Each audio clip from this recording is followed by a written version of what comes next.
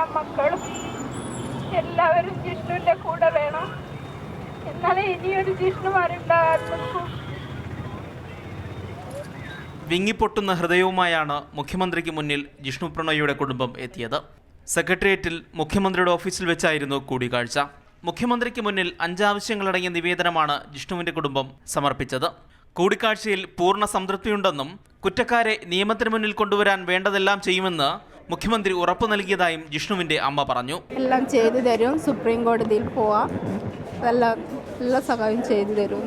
സന്തോഷത്തോടെ കൂടിയാണ് തിരിച്ചു പോകുന്നത്. മാനേജ്മെന്റിന് അനുകൂലമായ രീതിയിൽ നിലപാട് സ്വീകരിച്ച പോലീസുകാർക്കെതിരെ നടപടിയെടുക്കുക, മാനേജ്മെന്റിനെ സഹായിക്കും വിധം പോസ്റ്റ്മോർട്ടം റിപ്പോർട്ട് തയ്യാറാക്കിയ PG വിദ്യാർത്ഥിയെ അറസ്റ്റ് ചെയ്യുക തുടങ്ങിയ ആവശ്യങ്ങളായിരുന്നു കുടുംബം ഉന്നയിച്ചത്.